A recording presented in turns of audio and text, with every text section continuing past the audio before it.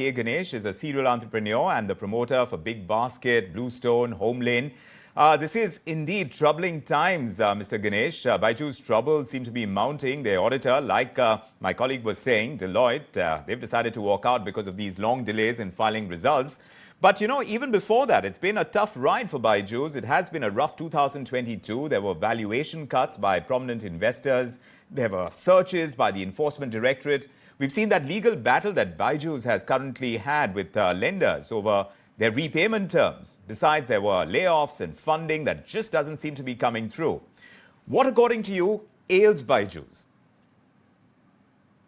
Yeah, so it indeed has been one troubling news after the other for Byju's for many quarters now. It's really unfortunate because it is the highest valued Indian startup, edtech startup, even globally valued edtech startup. So it's something of concern to all of us in the Indian startup ecosystem.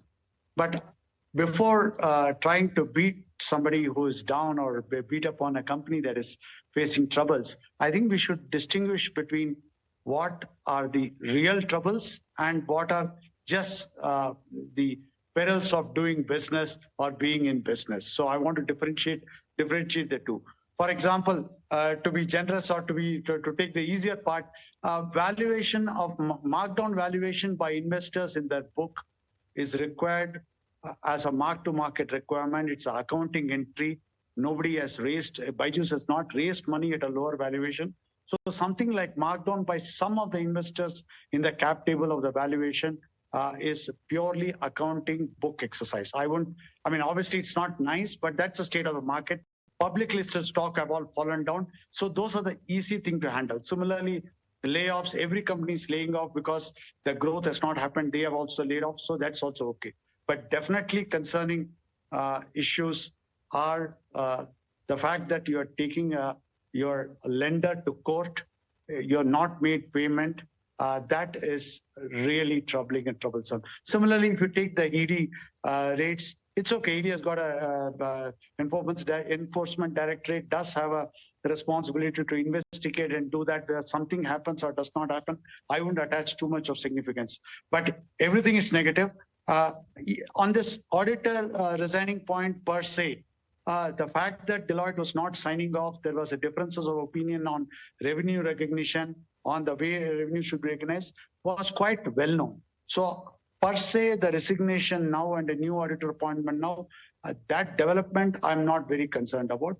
The fact that they have not been able to converge, they have not been able to file the audited returns by the due date, and there still is a lingering difference of opinion on accounting entries is really troublesome. And as the lenders who have filed a case have said, one of the covenants is timely filing of audited financial results. Exactly. So not being able, Mr. Ganesh, not being able to find financial results, that does say something about corporate governance. The troubles over at Byju's, we have been watching, but how do you see them tiding over them right now and this particular concern over not being able to file financial results? See, again, I'm not a chartered accountant. I'm not privy to the inner workings of it. This delay seems to be really extraordinary because they had done multiple acquisitions, and consolidating multiple acquisitions and filing the result is something that may take time. But this is a well-known thing that you have done acquisitions. So putting more people on the job, accelerating it, working overtime, such delays are clearly is worrisome. Okay, right. Some amount of delay is understandable. Right. But despite all acquisition, it is really troublesome. I mean, it seems to be more than just a revenue recognition issue. Again, on revenue recognition, it's quite understandable that auditors want to be conservative. They want to recognize in a way which is most conservative.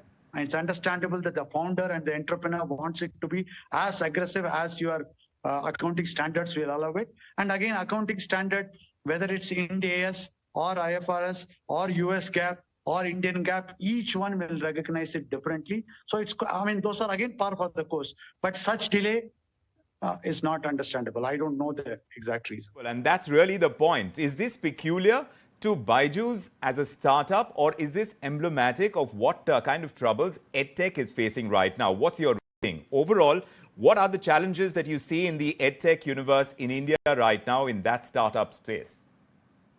So, that's a good question. See, during the pandemic, edtech soared very, very high. People had no choice but to learn online. So all companies expanded. They went for market share. They created capacity. They raised money. A lot of money they raised, burnt a lot of money, went aggressively for market share at very high valuation. Now, all of us are responsible. The investors are responsible. The board is responsible for doing all those steps because they thought it's going to keep on going. They all expected that when COVID ends, some normalcy will return and online education will come down, but nobody expected that it will come down back to this level. It almost looks like in travel, it has happened, revenge travel or revenge tourism. People have with a vengeance gone back to physical, one-on-one, face-to-face kind of tuition from online tuition. So that kind of a drop was unexpected. Overcapacity had been taken. Huge valuations, huge money has been taken. So all of that is coming back to haunt the edtech and many industries that benefited from COVID or pandemic tailwinds. So that is what is happening. Two, it is not emblematic of startup per se. Now, see, the challenge is that, and we are all guilty of it, as I'm also guilty of it. When you're a startup, you can say I'm a startup and let go of some of the systems and processes and procedures and governance.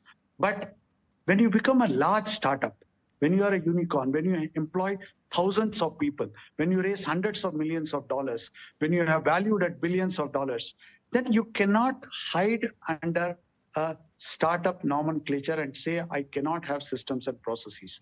Right from having independent directors on the board to having this is something that all of us need to do. So I think the challenge, I'm not referring only to Byjus.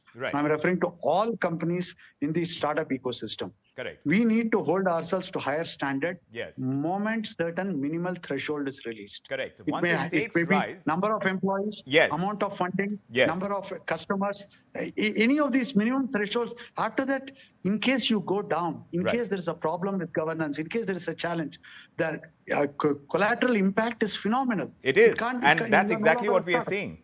Accountability needs to be high. As far as startups are concerned, like you said, you cannot hide behind anything. To be able to be accountable to the key stakeholders once you become the size that you're referring to, once you're a unicorn, and that's certainly the case as far as Byjus is concerned, even as their problems mount and you have the exit of their auditors, the entry of new ones. We'll see exactly how it goes for them. Mr. Ganesh, thank you very much for lending your perspective on the startup universe, on tech, and certainly on Byjus.